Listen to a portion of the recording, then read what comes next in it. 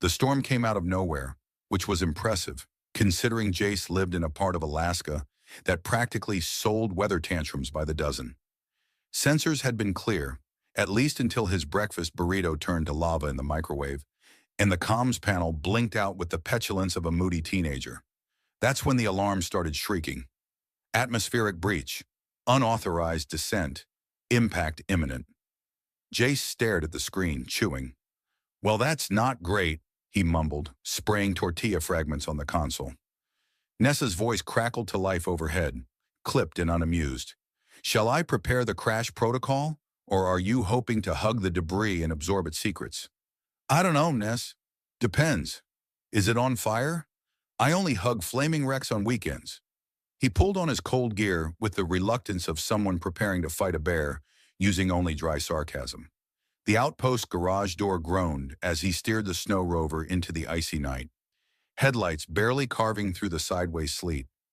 GPS marked the impact site 2 clicks east, near the edge of what he generously called Lake Regret, a frozen basin that tried to kill him every third Thursday.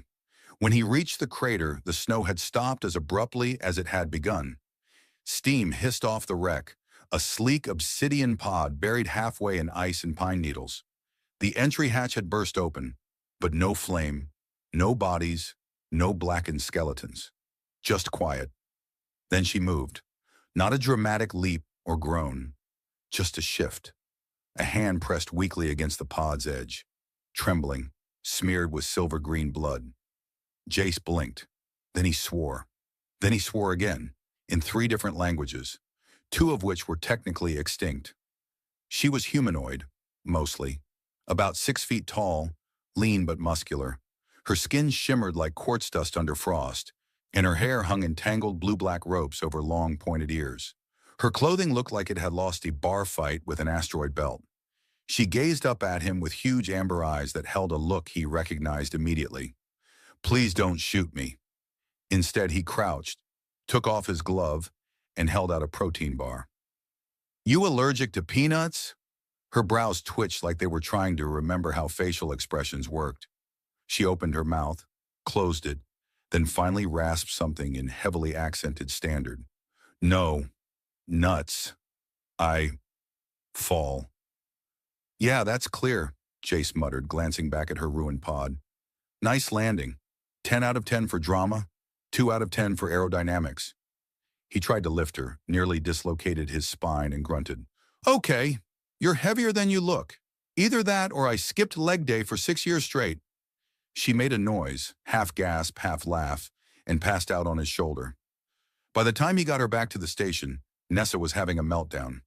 You brought an unknown extraterrestrial entity into our sealed environment, without quarantine, or security protocol, or she was cold, Jace snapped, kicking the door shut with his boot, and half dead.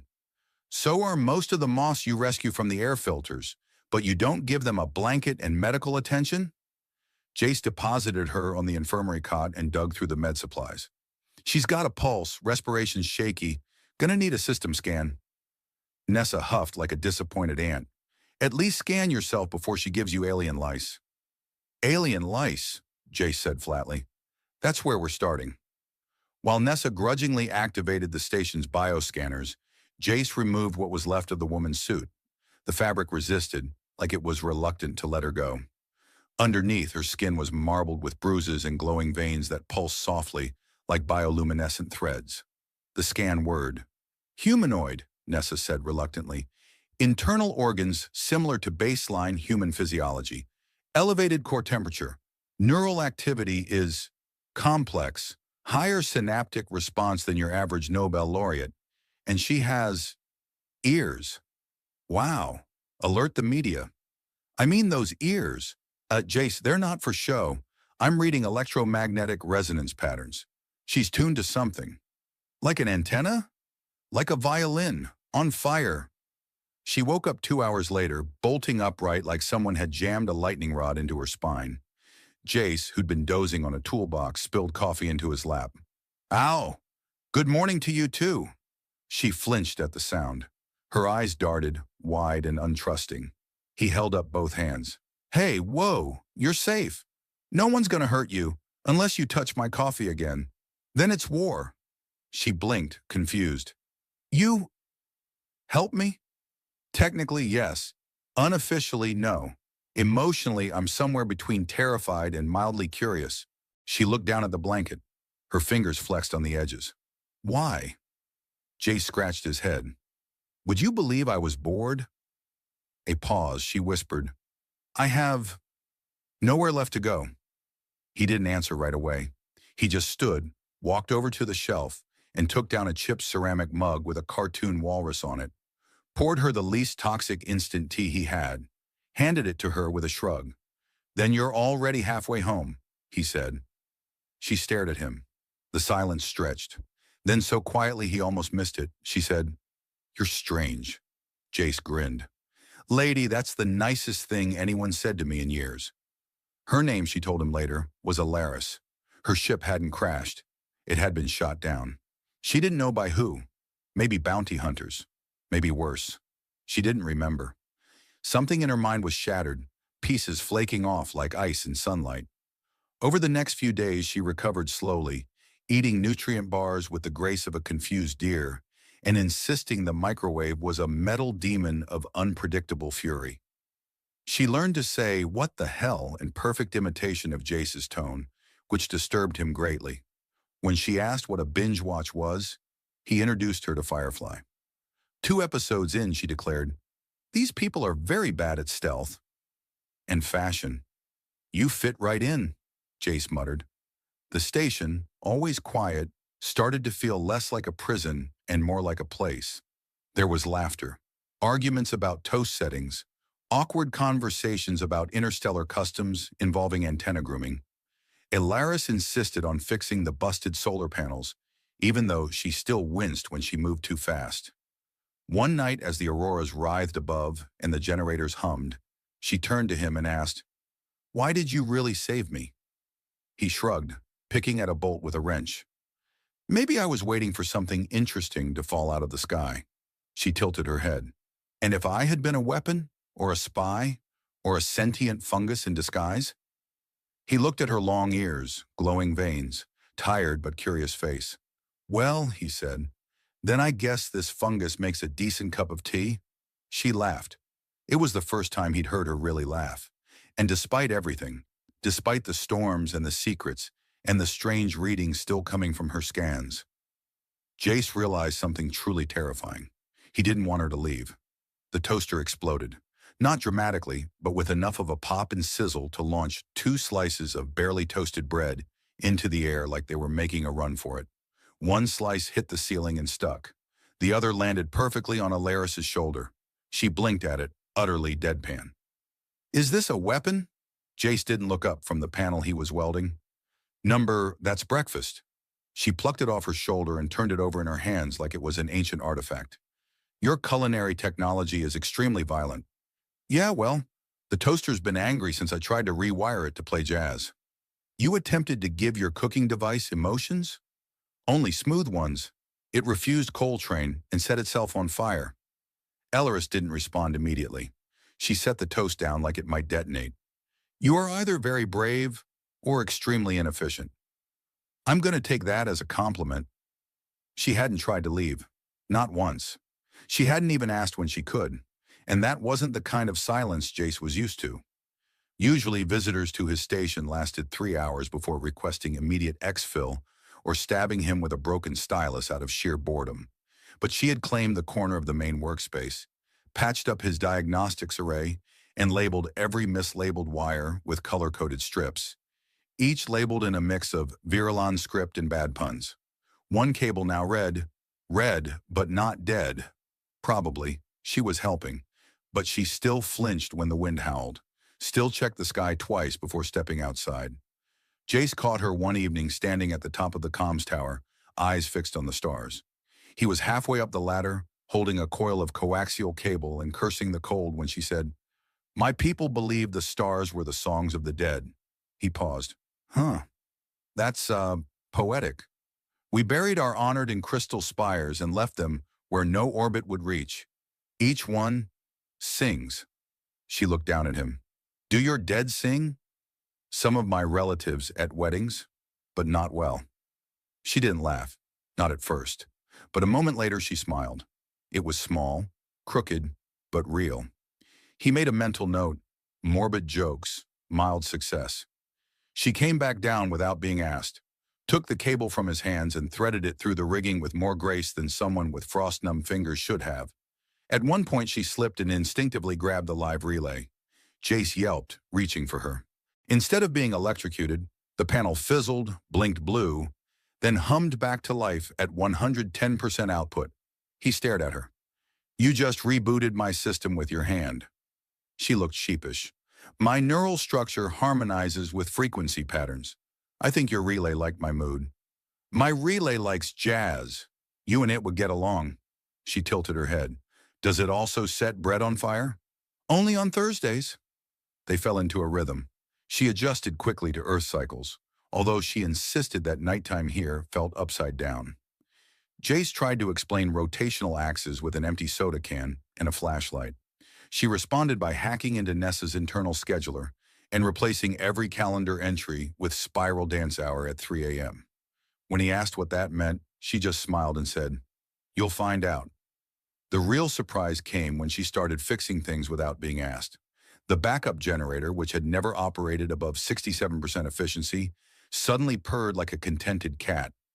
His emergency drone, something that hadn't flown since the last time he tried to strap a snowboard to it, was in the air, mapping terrain with advanced sensors that she swore she didn't steal from a warship. Jace confronted her about that while elbow deep in a hydrovalve. "I thought you didn't remember how to fix stuff." "I don't remember how to cry or how to sing," she said, testing voltages with a repurposed hairpin. "But systems make sense. They don't lie, they only break." Jace wiped his hands. "You okay with that?" She didn't answer. Later that night, Jace found her curled up on the couch under a pile of synthetic blankets, watching an ancient episode of Mythbusters with rapt fascination. She pointed at the screen. "Do humans often use explosives to solve questions?" "Only the smart ones." "Then your species is deeply chaotic. And yet we built civilization. Go figure." She was quiet for a while, then asked, "Is it always this cold here?" "Only when it's not on fire." Elleris looked around the room. "I still don't know why you let me stay." He shrugged, turning over a diagnostic screen. "You fixed my drone. That basically qualifies you for tenant status. And if I had destroyed it instead, then I'd call you a guest. And if I had killed you?" He looked up. "Then I'd say thank you for waiting until after breakfast." She laughed again, louder this time. Nessa groaned from the wall speaker. "Please stop flirting with the fugitive alien. It's making my circuits awkward." "I'm not flirting," Jace muttered. "Yes, you are," Alaris said at the exact same time. He changed the subject to thermal flux stabilizers. It didn't help. The next morning, they found an encrypted transmission beacon buried in the snow 2 miles south. The casing was Virulon, new, untouched by weather. Alaris stared at it like it might reach up and strangle her. Jace crouched beside it. "Is this yours?" She shook her head. "It's a locator, not mine." "Friend or foe?" She hesitated. "Depends who's listening." He opened the casing. The beacon was transmitting on a tightly focused frequency, encoded. Definitely not human tech. Definitely not legal either. "You think they're looking for you?" "They're always looking," she said, voice low. "Well, that's cheerful." Back at the station, he disabled the beacon, shoved it in a lead-lined box, and offered her coffee. She sniffed it suspiciously. "This smells like carbonized mud." "That's because it is. Welcome to Earth." She sipped it anyway, then made a face, then sipped again. After a long silence, she said, "I didn't expect kindness." "Most people don't," Jace said, sitting across from her. "But you're not most people. You fixed my toaster. I thought it exploded. And yet I'm still eating." She looked down at her mug, ears twitching faintly. "You should be more careful." "Yeah," he said, "but then I'd be bored." She smiled without looking up, and for the first time since she crashed into his life, Jace realized he wasn't just playing host. He was keeping her safe, whether he meant to or not. Jace was trying to recalibrate the atmospheric regulator when the station's lights blinked, flickered like they were debating a life decision, then surged back to full brightness, accompanied by a faint musical chime that absolutely should not have existed. "Did you just install a theme song in the lighting system?" he shouted toward the general vicinity of the lounge. There was a beat of silence. Then Alaris answered, much too casually, "Only when the temperature hits optimal conditions." He stood up, rubbing his eyes. "Why would that warrant a victory jingle?" "Because you said, and I quote, 'If I ever get this stupid regulator to stabilize above 70 degrees, I'll sing like a Disney princess.'" He groaned. "You remembered that?" "I did. Shall I prep the karaoke machine?" They didn't have a karaoke machine, or at least they hadn't. Judging by the way Nessa suddenly piped up with a pitch-perfect rendition of "Let It Go" in synthetic soprano, that situation had recently changed. Alaris was becoming unsettlingly good at integrating with the station. She'd figured out how to rewrite Nessa's subsystems without triggering a security lockdown, reprogrammed the food dispenser to dispense something she called proto-chow, and rigged a holographic interface for the comms panel that now responded to interpretive dance. Jace discovered this the hard way when he slipped on a power cord and accidentally activated a 5-minute loop of ancient Earth commercials featuring toothbrushes with sentient AI. She told him it was a cultural enrichment subroutine. He told her it was a hate crime. But it wasn't just jokes and misfired programming. She was searching for something. Not visibly, she didn't pace or panic, but whenever she thought he wasn't watching, her fingers would twitch in specific patterns, like she was calculating. She'd stare at the console's blank screen long after it went to sleep. Once, Jace walked in on her, scanning the electromagnetic spectrum, with her hand pressed against the glass, like she was waiting for it to speak. He tried not to ask too many questions. Tried. "What are you looking for?" "Ghosts," she said. "You mean literal ghosts or the spooky metaphor kind?" "Either would suffice." The next day, the solar array shorted out for the first time in a month. Alaris narrowed her eyes at it like it had personally insulted her ancestors. She suited up and stomped into the snow with a toolbox and a flamethrower. "That's not a tool," Jace said over the comms. "It is if you're persuasive," she replied. 15 minutes later, the array was working perfectly, and the pine tree behind it was missing most of its branches. Jace opted not to comment. They began testing the signal from the locator beacon. Alaris insisted on handling the decryption herself. "If they're tracking me, they'll recognize my code signature," she said. "But if I invert the packet resonance—" "English, please," Jace muttered, sipping from his mug. "I make it sing wrong, so they don't know it's me." "Ah, sabotage with style." "Exactly." While she worked, he tried to focus on repairing the external drone launcher. It kept misfiring in windstorms and had once ejected a probe directly into the outhouse wall. Now he had a mildly cratered lavatory and a drone with performance anxiety. "I think it's afraid of the toilet," he said while tightening a bolt. "Then you should comfort it," Alaris said, not looking up. "Maybe read it poetry." "I tried that. It preferred pop music." "You attract very emotional technology. At least it doesn't explode when I feed it toast." She didn't laugh, but her ears twitched. They didn't talk about the scan results. Not directly. Not the fact that her body still emitted trace energy signatures the sensors couldn't identify. Not the fact that her blood ran at 37% thermal conductivity, which shouldn't have been biologically possible. Not the fact that her dreams, when she did sleep, sometimes triggered electromagnetic pulses, strong enough to knock out the kitchen appliances. Instead, they talked about Earth customs, about how humans liked round tables and square meals and triangular warning signs. She asked why chairs had 4 legs when 3 was more efficient. He asked why her people had genetically altered themselves to perceive sound in 3 dimensions. "So you can hear behind corners?" he asked. She nodded. "And through walls." "That's terrifying." "It's handy during arguments." He considered that. "And you lost a war?" "We didn't lose," she said. "We escaped." That shut him up. A week later, the signal changed. Alaris sat bolt upright in the middle of breakfast. The spoon fell from her hand into her protein slurry, which immediately hardened into something approximating concrete. Her eyes narrowed. "They're here." Jace was still half asleep. "They who?" She looked at the console. "The hunters." He got up, stumbled, stubbed his toe on the tool crate, and swore creatively. "You told me the signal was scrambled?" It was.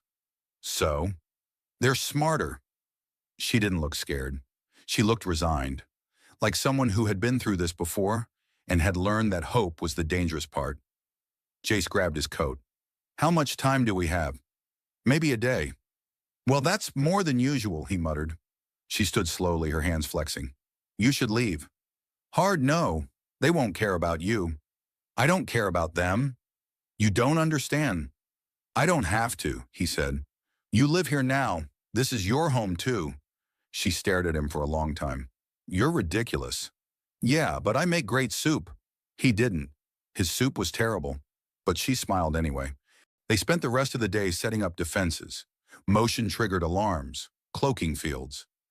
Elleris activated something deep in the bowels of the station that made Nessa emit a long, sulky groan. You just turned on the defense grid, didn't you? Jace asked. Partially. What's the other part? I may have borrowed a satellite. He blinked. You stole a satellite? I repurposed an orphaned orbital asset. That's literally the definition of stealing. It was lonely. The satellite, which had been sitting derelict in low orbit for years, was now linked directly to their perimeter sensors. It pulsed with strange light and responded to Alaris's neural commands with eerie speed. The sun set. The snow fell. They waited. At midnight, Nessa whispered through the station. Unidentified vessel entering atmosphere. Trajectory suggests controlled descent. Elleris stood, gaze distant. Jace gripped a wrench like it was a sword. Ready? No, me neither. The silence stretched. Then Alaris said, If I don't come back, you will. You don't know that. I know you can hear through walls and melt snow with your mind. You've got this.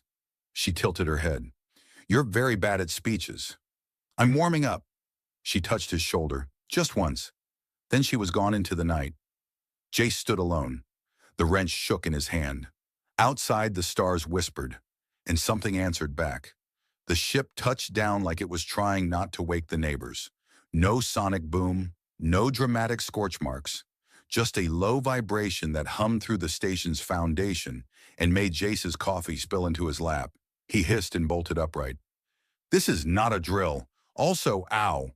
Nessa chimed in, unnervingly chipper. Proximity breach detected. Unidentified craft is of Virellan make. Third iteration, stealth chassis. Shall I activate emergency protocol, Omega Fajita? That's not what that's called. It is now. Outside, the air shimmered with the arrival of the ship's cloaking field, folding away like crumpled paper. It was smaller than he expected. Sleek, black, shaped like a stingray that had been given an interstellar budget in a personal vendetta. He watched from the control room window, fingers drumming against the console. Elleris had disappeared into the tree line an hour ago, saying only, I need them to see what they've done. Jace, for his part, was reconsidering every life choice that had led him to be standing in thermal pajamas while a possibly hostile alien vessel sniffed around his front yard. The outer hatch of the ship slid open. Two figures stepped out, tall, armored, and incredibly smug-looking, even through their polarized helmets. One held a scanning rod. The other was carrying what looked suspiciously like a grenade launcher, but glowed with the unmistakable hue of something that definitely violated half the intergalactic treaties Jace had never signed. He tapped the comms. Nessa, can we, I don't know, talk to them? Interfacing now. Translating dialect. Scanning for peaceful intent. A pause. Scan inconclusive. Also, one of them has bad breath. Jace squinted. How do you... Never mind. The two Virellans moved like sharks with diplomacy badges. They didn't knock. They didn't even look around. They just walked straight toward the station, the scanner sweeping in a precise arc. Jace ducked under the window, then stood up again, realized that was pointless, and ran to activate the outer door's lockdown sequence. Alaris, he said into the comm, you seeing this? Static. Not a great time to ghost me. One of the Virellans tapped their helmet. A voice came through the external speakers, smooth and filtered, like velvet wrapped around a blade. Station occupant, you are harboring a fugitive. Release her to our custody, and no harm will come to your property. Jace stared at the mic. Then he pressed the button. Which property? Because my toaster is already a lost cause. A pause. This is not a negotiation. Then you're doing it wrong. They raised the scanner, pointed it directly at the station's entrance. The grenade launcher thing made a low hum. Last warning. Jay scratched his head. Okay, but just so I'm clear, did she break a law? Or are you guys just really bad at losing tag? The scanner crackled. Then the entire clearing lit up in a brilliant pulse of violet as the cloaked satellite Alaris had borrowed activated. The two Varellans were lifted bodily into the air, suspended in a stasis net of light. Their weapons clattered to the ground. Jace stared. Well, that worked better than my plan. From the trees, Alaris emerged. She wasn't running. She didn't look afraid. She looked furious. She stepped into the open, long ears back, eyes glowing faintly. The satellite hovered above her like a loyal hound with laser teeth. Hello, commanders, she said. One of them struggled against the stasis field. Defector 9 Theta, you are hereby... I hereby interrupt you, she said, because I am done being cataloged. Jace ran out to meet her, trying to look brave and only partially succeeding. So, was this part of the plan? Yes, she said. You couldn't have told me. No, she said. You would have gotten dramatic. Excuse me, I am always dramatic. Exactly. She stepped closer to the floating Varellans. You tracked me. You crossed boundaries. You invaded. One of them snarled. You stole information. I remembered information, she snapped. It's not my fault your amnesia protocols were as poorly designed as your moral compass. The satellite pulsed again. Jace flinched. One of the Varellans whimpered. Alaris looked up at Jace. They want me because I didn't forget what they did. What we did, I was part of it once. Not by choice. He nodded slowly. You don't have to explain. They'll send more. Then we get a bigger satellite. She blinked at him. You would fight a war for me? I'm already fighting the toaster. This is just a bigger campaign. For the first time that day, she smiled. Later, after the Virulons were dumped in a containment bubble and pinged into low orbit for pickup by neutral mediators, Nessa's idea, Jace and Alaris sat under the stars, wrapped in thermal blankets, and eating burned marshmallows from the emergency rations bin. She bit into one and made a face. This is like chewing insulation. Exactly, it's nostalgic. Your childhood was terrifying. He poked the fire. So what now? She was quiet for a moment. I don't know. I'm not hunted anymore. But I'm not Virulon either. Not really. You could be human. I can already taste disappointment and sarcasm. Am I not halfway there? Full citizenship, he said solemnly, comes with bad coffee and seasonal depression. She laughed. He looked at her. Seriously, you want to stay? She met his eyes. I said I had nowhere else to go. And I said you could have a home. She reached over and took his hand, not out of desperation, just something solid, something hers. In the sky above, the stars didn't sing, but for once they listened. Jace woke to the smell of something burning. He bolted upright, expecting a hull breach or an alien firefight, only to find Alaris sitting cross-legged on the floor, poking at the food dispenser with what looked like a titanium chopstick. I was experimenting, she said calmly as smoke curled from the vent. With what? Arson? She held up a tray of what might once have been pancakes. I call it culinary defiance. He blinked. It's hissing. That's the defiance part. He took one look at the carbonized heap and slid on his boots. Emergency breakfast it is. They sat in the observation dome, wrapped in coats, chewing something that claimed to be cereal but crunched like ceramic. Outside, the snow drifted lazily across the hills, and for once, no ships loomed on the horizon, no satellites buzzed with coded threats. You know, Jace said, mouth half full, there was a time I thought the weirdest thing that had happened up here was the shower trying to sing opera. It still does, Alaris said, but only when you're not listening. He laughed, coughed on a cereal shard, and waved her off when she moved to help. No, it's fine. If I die, bury me with the toaster. Let it finish the job. She shook her head, smiling. Her smiles were more frequent now, less guarded. The containment pod housing the captured Virulons had been retrieved by a neutral envoy 2 days ago. An odd-looking sphere piloted by a species of cloud-like entities that communicated through smell.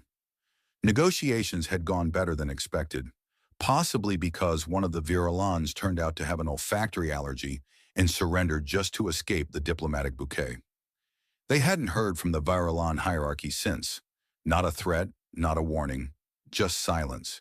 It was either respect, fear, or the intergalactic equivalent of ghosting. "Do you think they'll come back?" Jace asked. Elleris tapped her fingers together thoughtfully. "Number? They underestimated me. They won't make that mistake twice." "Good, because I am out of satellites to borrow."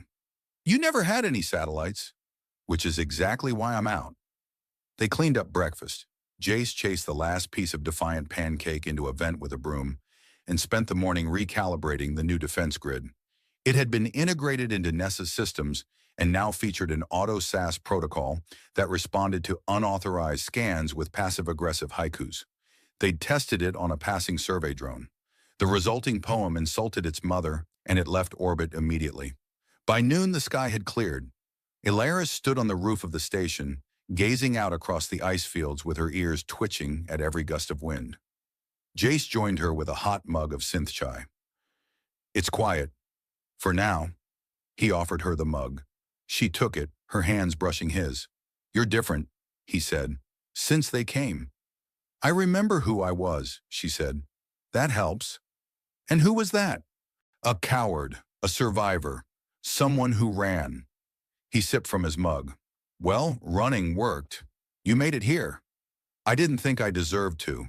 Not until you didn't give up on me. Wasn't an option.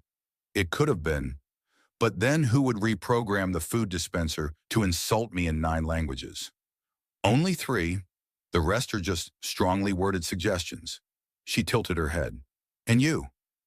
Have you changed?" "I sleep with a phase blaster under my pillow now." She raised an eyebrow. "And I care," he added softer. "About something, about someone. First time in a long while." She didn't say anything to that, just leaned against him a little. Later that day, the generator hiccuped. A minor fluctuation, nothing critical. But it sent Jace crawling through ducts again, muttering to himself and occasionally shouting for tools that didn't exist. Elleris followed him, offering increasingly ridiculous suggestions. "Try talking to it gently." "I am not seducing the generator." "Maybe it's lonely. Maybe you're lonely." "That's why I reprogrammed the microwave to call me Captain." He popped his head out of the duct, face smudged with grease. "You what?" "Don't worry, it only salutes when it's defrosting something." They patched the generator and spent the rest of the evening testing a new terraforming module she'd scavenged from the Virulan's tech. It was small-scale but powerful, enough to coax a few green shoots from the sterile soil near the dome. Jace squinted at the tiny sprout. "Is that a plant?" "It's a suggestion of one." "Is it edible?" "Only if you're feeling extremely brave and already have medical insurance." They sat together watching the little green thing push stubbornly against the frost. Life, rewriting the odds. A metaphor if they were the kind of people who liked those, which begrudgingly they were becoming. That night she asked him if he still wanted to be alone. "No," he said. "No? Turns out I'm terrible at it." She took his hand again. Not because she was scared or broken, but because that's what people did. People with homes, with roots. Even if the soil was frozen and the roof leaked and the toaster had unresolved anger issues. The stars above remained silent, but now they were watching something worth witnessing. In the weeks that followed, more changes came. Nessa learned sarcasm. The microwave tried to declare independence and was diplomatically annexed with chocolate. Jace found a rhythm, and Elleris found a name for the sound the wind made through the satellite fins. She said it meant belonging in her native tongue. He said it sounded like indigestion. They compromised and named it Fred, and slowly in the cracks between silence and chaos, something grew. Home. It wasn't made of walls or coordinates. It was in laughter, shared jokes, burned breakfasts, and arguments about which planet had the worst weather. Spoiler, still Earth. It was in every choice to stay, to show up, to not give up on each other. Jace didn't ask what came next. Neither did she. They just opened the dome, let in the sky, and waited to see what bloomed. Jonah Krill was elbow deep in a decomposed atmospheric regulator when the klaxons started howling. Not the kind that screamed meteor storm or toxic leak. Those had different tones. This one was shrill, erratic, like someone in the control tower had accidentally sat on the alert panel. He wiped oil off his hands with a rag that might have once been a sock and looked up at the red light strobing through the plexiglass ceiling. "Emergency code, Gamma Tau Niner," blared the automated voice, which always sounded too smug for an AI. "Unidentified object has breached outer airspace. Impact trajectory confirmed. Please initiate scream protocol." Jonah frowned. "Scream protocol?" he muttered. "That's new." He tossed the regulator into the pile of vaguely radioactive scrap behind him and climbed into his utility hauler, a rust bucket with 3 wheels and the soul of a depressed goat. The dashboard blinked in complaint, but it started. He sped toward the outskirts, through rows of industrial debris and chemical mist that shimmered green in the morning light. This was Draw 7, after all. If it wasn't leaking, it probably wasn't important. The crater was still hot when he reached it. A thin hiss rose from the metal embedded in the soil, which steamed and bubbled like soup gone wrong. He climbed down from the hauler, careful not to step on anything glowing. At the center of the wreckage was a ship, or what was left of one. Blackened, cracked hull, symbols scorched into the side, vaguely insectile and angry. Not Union, not smuggler. Definitely not domestic. Jonah crouched beside it, running a hand along a melted panel, and felt the hum. A pulse beneath the surface, faint but alive. Then it moved. A hand punched through the fractured bulkhead. Armored, shaking. He leapt back, reaching for his multi-tool as the figure emerged, crawling, dragging herself across the slag like a nightmare in slow motion. Her armor was deep obsidian, edges curved and organic, scorched in places. And beneath the helmet, when it hissed open, a face. Almost human. High cheekbones, eyes like twin moons gone bad, and ears that stretched up and back like twin blades. She collapsed with a grunt, breathing ragged, her voice rasped in a language he didn't know. Then again in standard, "You are not Kale." "Kale?" Jonah blinked. "Nope, Jonah, local repair guy, fixer of things, owner of this highly regrettable mustache." Her eyes narrowed. "You jest. Only when terrified, which for the record is happening right now." She tried to sit up, failed, and slumped into the dirt. "You are unarmed. Generally considered polite on first dates." She tilted her head. "You're helping me." "Yeah, I do that sometimes, makes people uncomfortable." Her gaze lingered on him longer than necessary, as if trying to see through his jokes and down into something harder. "If I had been dead," she said softly, "would you still have pulled me from the wreckage?" Jonah blinked. That's an intense first question." She didn't respond. Her eyelids fluttered. Jonah sighed. "Okay, mystery crash lady, let's get you somewhere less on fire." Getting her onto the hauler was less a rescue and more a clumsy reenactment of a bad circus act. She was heavy. The armor, he hoped. Either that or she was made entirely of muscle and quiet judgment.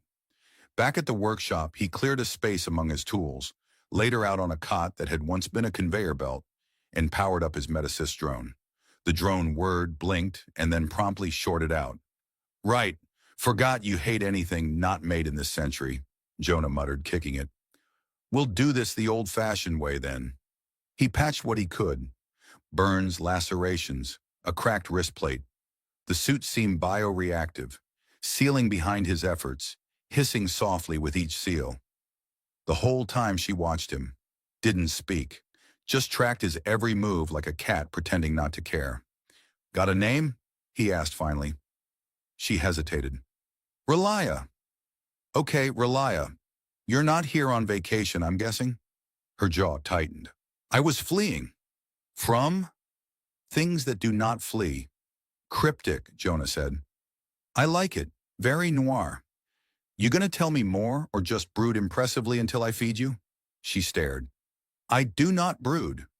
"Sure, and I don't talk too much. We're both mysteries." Later, after she'd eaten, 3 protein packs, 2 ration bars, and disturbingly, half a can of industrial adhesive before he noticed, She wandered the workshop like an animal cage, touching tools, testing wires, staring at his bookshelf as if it held ancient secrets. She paused at a shelf of little origami animals. "You made these?" she asked. He nodded. "Yeah, helps me think." "They are impractical." "Very. They are charming." He grinned. "You just paid me a compliment. Don't let it go to your head." "I will not," she said seriously. "It is lodged firmly in yours." She pointed to one shaped like a fox. "This one. What does it signify?" "Cunning or trickery." She picked it up, studied it, then looked at him. "Fitting." That night, as power flickered and wind scraped the walls, Jonah sat in his corner chair, watching her sleep in his cot like some fallen goddess of war, surrounded by tools and duct tape. Her breathing slowed, even, but her hands still clutched the hilt of a knife under the blanket. He whispered to no one in particular, "What the hell did I just bring home?" The lights dimmed. Outside, in the ash-thick sky, something moved, a ripple of shadow, watching, and Relia, without opening her eyes, said softly, "He's coming." Relia's idea of hiding involved a strategic blend of silent glares, tactical silence, and standing completely still behind a broken refrigerator for 2 hours. Jonah disagreed, strongly. "Look," he said, tapping her on the shoulder, "no offense, but you look like you lost a duel with a nuclear toaster. If you want to hide, you're going to need to blend in, not intimidate the light bulbs." "I am not hiding," she replied flatly, arms crossed, her armor now patched with insulation foam and at least one piece of a dismantled hover blender. "You're standing behind appliances and refusing to talk. That's either hiding or an advanced form of retail protest." She blinked at him. "Explain." "You're going to need clothes. Civilian clothes." A long pause, then, "I have worn infiltration suits before." "I'm not talking infiltration. I'm talking nothing to see here, just a regular lady who definitely does not have combat knives tucked into her shoes kind of outfit." A half-hour later, Relia stood in front of a mirror in the corner of Jonah's quarters, wearing a faded pink bathrobe, oversized sunglasses with one cracked lens, and flip-flops that made an aggressive squelch with every step. "This is a human disguise?" "It's perfect," Jonah said, struggling not to laugh.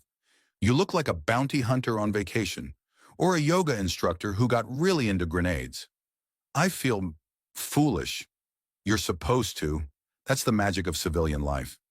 She adjusted the glasses and muttered something in Varani that probably translated to a threat against eyewear manufacturers. The disguise oddly worked. The people of Draw 7 were too tired to ask questions. A stranger wrapped in mystery, armor, and synthetic terry cloth was just another Tuesday. Jonah took her to the Dreg Pit Bar, the one place where secrets drown faster than credits. He figured it'd be good for her to observe humanity in its natural state, half-drunk, poorly lit, and shouting at wall-mounted sports simulations. She sat stiffly beside him at the bar, watching everything. The bartender offered her a drink called a fusion slap. She sniffed it, eyed the glass, then poured it onto a passing flybot. The bot shorted out and fell into someone's soup. Jonah winced. "We usually drink those." She nodded solemnly. "Unwise." The barkeep returned, less amused. "You break it, you buy it." "I do not wish to purchase a malfunctioning aerial unit," Jonah intervened, handing over some credits and dragging her to a table in the back. "I am blending in," she said deadpan. "You're blending in like a neutron bomb in a salad bar." She looked at the crowd. "They are loud, uncoordinated, drunk, voluntarily. Hard to tell with some of them." She leaned in. "Why do they laugh?" "Because it's either that or scream." A silence stretched between them. Then she said, "That is reasonable." They returned to the workshop late, under the rust-colored light of Dros 7's moons. Jonah let her poke around his cluttered storage shelves while he made instant noodles and burned them, as usual. She found his collection of old gadgets, relics of failed projects and misfired inspirations. One object caught her eye, a cracked hologram projector shaped like a bird. She touched it, and the machine whirred to life for a second, projecting a shimmering, broken image of wings beating in slow motion. "It was supposed to fly," he said, watching her. "It still does," she replied. "I mean, not correctly." Nothing on this planet does, she said, turning back to him. Except you. Mostly. He chuckled. Mostly. That's the nicest thing anyone said to me today. You require better acquaintances. You volunteering? I am. Considering it. The power flickered. Jonah groaned. Not again. Relia tilted her head, listening. That is not a power fluctuation. That's a scan. He froze. From what? From something that wants to find me. He rushed to the panel and pulled up the old defense grid logs. A scan had rippled across the outskirts an hour ago. Thin, surgical, barely detectable. Military grade. She stepped beside him, voice low. Kale is here. Jonah turned. The guy who tried to kill you? Number he hasn't tried yet. That was merely an overture. Fantastic. We're starring in your dramatic space opera. He won't attack directly. Not yet. He enjoys the hunt.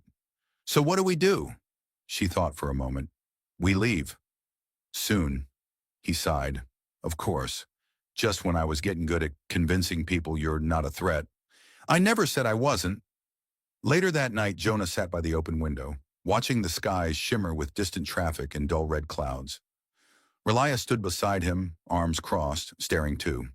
He knows I'm not alone now, she said. Jonah nodded. Good. That'll confuse him. She didn't smile, but something softened in her expression. Why are you helping me, Jonah Creel? He considered. Because you asked if I'd carry you out of a wreck even if you were dead. And I couldn't stop thinking about that. She looked at him. Long, quiet. It was not a rhetorical question. I know.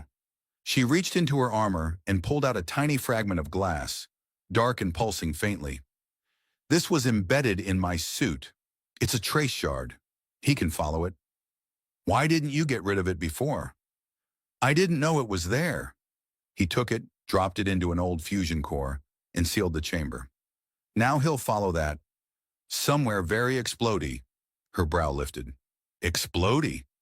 It's a technical term. That night she sat not far from his sleeping cot, knife in hand, but relaxed. Her head tilted back, eyes scanning the ceiling, as if trying to see stars that weren't there. Jonah stirred once in the dark, sensing movement. He looked over, found her already watching him. You ever sleep? I rest with intention. That's not a real answer. Neither is half your vocabulary. He smiled, eyes closing again. Good night, Relia. She didn't reply, but her fingers uncurled slightly. Outside, the wind whispered through the metal bones of the colony, and something distant passed overhead, silent and waiting. Jonah woke to the sound of humming, not the usual sort, the med drone's disgruntled whining or the distant rumble of the refinery's digestion. No, this was a soft, tuneless hum, rising and falling like it was unsure if it wanted to exist. He blinked the sleep from his eyes and peered across the room. Relia sat cross-legged on the floor, surrounded by scattered tools, a half-assembled pulse grenade, and what might have once been his toaster. She was humming to a strip of alloy like it had personally wronged her. He sat up slowly. Should I be worried that you're serenading a bomb? It calms the core, she replied without looking up. Ionized casing vibrates at certain frequencies. Soothing effect, like your earth jazz. You've listened to jazz? I've survived worse. He grabbed a half-warm coffee pack and sipped. You planning to use that on Kale? Number, this is for the door, in case I decide to vaporize it. Just the door? She shrugged. It betrayed me yesterday. Didn't open. That's not betrayal, that's just bad wiring. Same difference where I come from. He looked around at the increasing number of salvage parts, noticing that several of them had previously belonged to the shower unit. Relia, did you dismantle the sonic shower?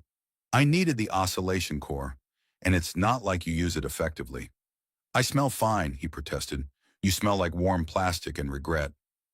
Jonah finished his drink in silence, mentally noting that sarcasm didn't faze her, but personal hygiene commentary did. We still leaving today? Yes, but not yet. He's close, watching. If we move now, we lead him directly. So instead, we play hide and smell? We build, prepare, distract. He rubbed his face. Can I vote for distract? Feels more my speed. I noticed. They spent the morning rigging up traps, low-tech, high-annoyance stuff. Trip sensors that set off looped recordings of bureaucratic hold music. Anti-grav bubbles designed to lift intruders just high enough to make falling annoying, but not fatal. A localized cloaking field patched together from drone lenses and expired camouflage netting that made the inside of the workshop flicker like an overcaffeinated ghost. "You're surprisingly creative when it comes to passive-aggressive defense," Jonah said, watching her wire another circuit. "I trained in 12 forms of combat. One was psychological warfare. My instructor was a Virini diplomat." Explains the mood swings. At mid-cycle, the supply drone arrived, late as usual, and dropped off its cargo crate with a sound like a sigh. Jonah popped it open and found the usual shipment: food packs, scrap metal, 3 self-help books he didn't order, and 1 large unmarked container labeled "For Subject J. Creel, per request 89X/Delta. "I didn't order anything fancy," he said, checking the label. "Then you've been gifted," Relia replied. "Or baited." He pried it open. Inside sat a gleaming personal defense drone, brand new, voice-controlled, solar-charged with a built-in mood simulator. The drone powered on immediately and hovered. "Hello, Jonah. I am Bleep 7. I am programmed to protect you. And also hug." Jonah stared. "Okay, who programmed hug into a combat drone?" "I believe you did," Relia said, examining the manifest. "I didn't." "Order placed 3 weeks ago. After your 6th drink, possibly?" Bleep 7 chirped. "You said, and I quote, 'I need a buddy who doesn't judge my snacks or the way I cry during meteor documentaries.'" Jonah turned slowly. That was a private moment. "I have no privacy filters," Bleep 7 said cheerfully. "Can we reprogram him?" Jonah asked. Relia tapped the drone. "His core's sealed. Would need to replace half his logic board." Bleep 7 beeped. "Please do not attempt lobotomy." "Too late," Jonah muttered. Despite its quirks, or maybe because of them, Bleep 7 helped lighten the tension. It followed Relia around like an enthusiastic puppy that had seen too many war films, occasionally reading excerpts from motivational manuals and offering unnecessary tactical advice like, "Don't die, and maybe throw the knife sooner next time." Relia tolerated it with a kind of grim acceptance. She even taught it how to spot energy anomalies, though she insisted it remain at least 2 meters behind her at all times. Jonah caught her once adjusting its position with surprising care, like someone rearranging a stubborn pet. By evening, the perimeter sensors twitched. Nothing major, just the sort of disturbance that made air currents flow weirdly and background radiation levels spike by a hair's breadth. Relia tensed. "He's testing the edge." Jonah peered at the readouts. "Subtle for a guy with a name that sounds like a barbed insult." "He's patient. He wants me to run. And we're not doing that because—" She turned to him, her face unreadable.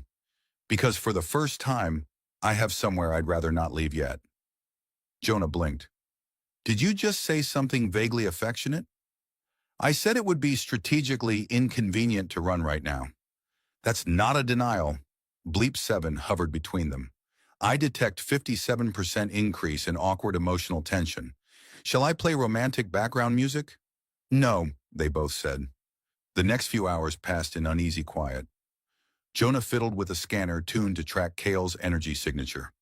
Relia sat in silence, her knife on the table, spinning it by the hilt every so often with eerie precision. Finally, Jonah broke the silence. "Why'd you run from him? You don't seem like the running type." She didn't answer immediately. Then softly, "Because he looked at me the way everyone else did. Like a weapon. And I don't? You look at me like I might break," he smiled. "Only when you're holding explosives." She tilted her head, considering. "That is accurate." He reached into the drawer, pulled out the origami fox, set it between them. "You kept this," she said. "Yeah. Thought it might remind you that you're more than sharp edges and explosions." She looked at it. "It reminds me that you're insufferably sentimental." "That too."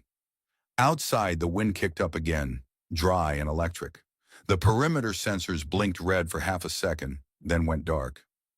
Relia stood slowly. "He's closer." Jonah nodded. "Well then," Bleep 7 lit up. Shall I engage defense mode? No, Relia said. Let him come. I want him to see what I've become. Jonah cracked his knuckles. That's either really inspiring or extremely terrifying. She turned to him, voice low. Do you truly want me to stay? He blinked. Are you asking if I want you here or if I want you? Yes, he swallowed. Both. She looked at him a moment longer, then smiled, just barely. Then we fight. Jonah's plan, as he cheerfully admitted over breakfast, was held together with optimism, duct tape, and the vague hope that Kale was stupider than he looked. He has elite military training, a fleet of hunter drones, and a personal vendetta, Relia said, chewing on a protein bar like it owed her money. Exactly. So he's due for a mistake. Statistically speaking. Statistically speaking, we're toast. Correction, Bleep 7 chirped. You are only 78% likely to be toast. Margin of error, plus or minus 4 explosions. Jonah grinned. See? We've got a 22% chance of not being toast. That's basically hope. Relia gave him a long look. You weaponize optimism. It is deeply unsettling. You say that like it's not my main talent. They hunkered down in the workshop, converting the interior into what Jonah proudly dubbed a strategic misdirection fortress, which mostly meant rearranging old machinery into suspicious piles and hooking up speakers that blasted looped audio of aggressive plumbing problems. I still think the screaming toilet sound was too much, he muttered as they tested the loop. It inspires caution, Relia said, nodding approvingly. The plan hinged on misdirection. Relia would remain inside, masked by the cloaking field, while Jonah and Bleep 7 lured Kale to the eastern ridge, where they'd buried a fusion cell rigged to fry anything that got too nosy. I feel I should remind you, Bleep 7 said as they reviewed the route, I am not technically rated for active combat. You literally have a plasma cannon in your chest. Rated, Jonah, not optimized. Jonah loaded a backpack with signal beacons, a half-charged flare launcher, and 2 thermoses of very strong coffee. We don't have to be optimized. We just have to be irritating. Bleep 7 whirred. That I can do. As the moons rose, casting dull blue light over Dro 7's waist, Jonah and the drone slipped out through a maintenance hatch and made their way across the cracked plains. The silence out here wasn't peaceful. It was expectant, like the land itself was holding its breath. Jonah muttered to himself, This is fine. Totally fine. I mean, I've had worse days. That one time I got locked inside a cryo chamber with a sentient raccoon was probably worse. Probably, Bleep 7 beeped, would now be a good time to tell you Kale has launched 3 tracking drones? Jonah stumbled. What? Signal triangulation confirms movement from the northwest. Stealth class. They're scanning for anomalies. He took a deep breath. Okay, let's give them some anomalies. He powered up the beacons and launched them one by one into the night. Each emitted a pulsing signal meant to mimic Relia's biosignature. Kyle's drones would chase ghosts while Jonah and Bleep 7 led them in circles. Back at the workshop, Relia watched the display flicker with movement trails. She traced one line with her finger, narrowed her eyes. He's not following the signals. She turned to the secondary panel, an old patched-together unit Jonah had named Mr. Squeaky due to the high-pitched noise it made when warming up. It buzzed in protest as she kicked it into life, showing her a separate cluster of heat signatures near the southern ridge. He's circling, she said softly. He wants me to think he took the bait. She grabbed her blade, retracted it into her arm guard, and activated the stealth field. The humming grew around her like a purr. Quietly, she slipped into the tunnel beneath the shop. Outside, Jonah was about 3 seconds from calling it quits when Bleep 7 stopped mid-hover. New signal, it said. Big, direction, behind us. Jonah turned. There, less than 50 meters away, stood a silhouette too still to be human and too graceful to be a bot. Kyle. Jonah said. Kyle stepped forward, helmet off, long silver hair slicked back like a villain from an expensive shampoo commercial. His eyes glowed faintly. Where is she? Jonah raised his hands. Define she. I know a lot of she's. Kyle stepped closer. The Varani. Okay, narrowing it down. Kyle grabbed him by the collar. Tell me. Bleep 7 spun up its cannon. I will protect this meat bag with my existence. Which is short, Jonah added. Very, very short if you shoot. Before Kale could respond, a humming pierced the air. The cloaking field near the ridge shimmered, and Orlia stepped into view. Kyle dropped Jonah like a bag of expired rations. There you are, he said. Orlia's voice was ice. Here I am. Cal didn't smile. You could have come back. The fleet still respects you. They respect my kill count. That's not the same. We made you stronger. You made me a weapon. Kale nodded slowly. And now look. You're hiding behind humans. Behind? Jonah shouted from the dirt. Excuse me. I'm barely cover. Kale raised a hand. His drone swarm shot forward. Relia moved before anyone else. She threw her knife right through one of the drones and followed it with a leap that defied gravity and most insurance policies. The fight that followed didn't look like a fight. It looked like physics got bored and let dance choreography take over. Relia darted, twisted, countered. Kale matched her, blow for blow, their movements too fast for Jonah to follow. Bleep 7 turned to Jonah. Engage defensive support? Jonah blinked.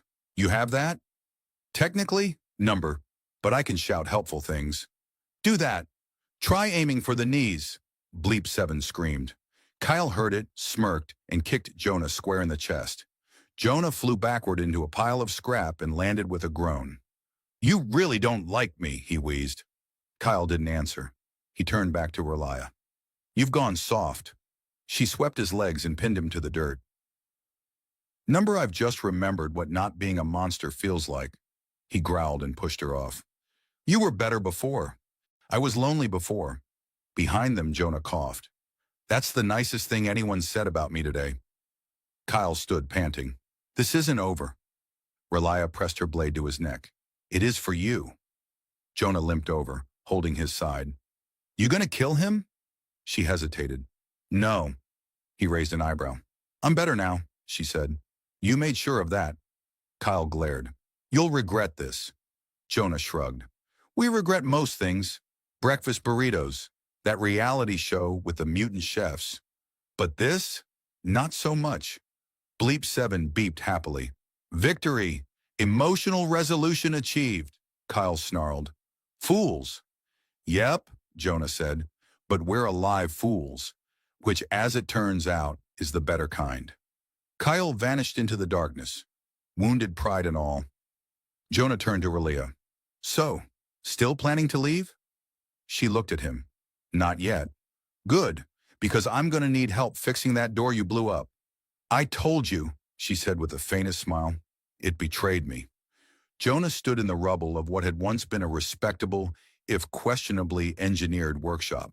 The eastern wall had collapsed during the last flare storm. The solar array was now powering a family of desert lizards, and one of the traps had gone rogue and started preaching existential philosophy to the water filtration unit. Still, it was home. Relia stood nearby, staring at a twisted hunk of metal that used to be her cloaking field generator. She poked it gently, like one might a sleeping predator. Jonah approached gingerly. I can try to fix that. Might end up with a toaster that screams in binary, but you never know. She didn't look at him. It's fine. I don't think I need it anymore. That's good, because our last toaster did not handle emotions well. She tilted her head. It tried to electrocute you. It said I wasn't crispy enough. She turned toward him, arms crossed, gaze scanning the broken land around them. Kel won't come back. Not right away. He nodded. He's smart enough to know we're stubborn. Also, I may have tied a beacon to his ship with a note that says, "We won." Her eyes widened. You didn't. I absolutely did. And Bleep 7 signed it with hugs. Relia's lips twitched. You're going to start a war. Probably, but it'll be a very passive-aggressive one. Bleep 7 hovered into view, dragging a small crate behind it. I have returned with celebratory rations. Jonah peered inside. These are expired jelly cubes. Celebratory, the drone insisted. Relia took one, examined it suspiciously, then popped it in her mouth. This tastes like regret and furniture polish. See? Perfect metaphor for our lives. She sat on a piece of scorched metal, eyes distant. I spent years believing I had to be sharp to survive. That love was a weakness. That trusting anyone made you a target. Jonah sat beside her. You're not wrong. Trust is dangerous. So is jelly. But you trust anyway. He shrugged. Yeah, kind of a hobby. She looked at him, really looked this time, and for once her expression wasn't guarded or tired or calculating. It was soft, uncertain. I was supposed to be better than him, she said quietly, but sometimes I think I was just the same in a prettier helmet. He smiled. You ever hear the story of the Terran war frog? She blinked. That is not a real thing. Oh, it is. Wore a crown, led a rebellion, and saved his swamp with nothing but a slingshot and a can-do attitude. The point is, being soft doesn't mean being weak. It means knowing when to leap and when to let go. That might be the worst analogy I've ever heard. Thank you. I work hard. Bleep 7 hovered nearby, softly playing triumphant orchestral music from its internal speakers. The crescendo swelled and immediately cut off when it smacked into a wall. I'm fine, it declared. Jonah sighed. He's growing on me. He's growing louder. They spent the next week rebuilding. Not perfectly. Some things didn't need to be perfect. The cloaking field became a shield. The traps were repurposed into surveillance units that occasionally sang opera when bored. Jonah even managed to coax the water filter into functioning again, though it now dispensed liquid with unsolicited life advice. Relia didn't leave. She helped him weld plates in the midday heat. She taught him how to disarm a Verini sleeper mine using only a spoon and sarcasm. She learned how to make pancakes, although her version was more weapon than breakfast. One night, under the broken dome of stars, she sat beside him on the roof and asked, "Why did you stay here in the first place?" He looked up. "Same reason you're here now. I didn't know where else felt like me." "You're strange." "Statistically, yes." They watched the sky for a long time. The next morning, a signal came through the long-range comm, a real one, an old friend of Jonah's from the Science Corps, calling in favors, offering parts, asking for stories. "We could go," Jonah said, looking at Relia. "We could," she replied, "but this place has terrible plumbing and slightly haunted furniture. It's grown on me." He smiled. "Same." Later, they buried Kale's broken blade under the old ash tree near the ridge, a silent marker for the end of something neither of them could quite name. Jonah didn't ask if she'd ever return to the stars. He knew she would, but not without him. As the sun rose, casting gold over the dust, and ruins and laughter echoing from the makeshift kitchen, Relia turned to him and said, "Do you still want me?" He reached out, took her hand, and grinned. "Do you truly have to ask?" And she didn't. Not anymore.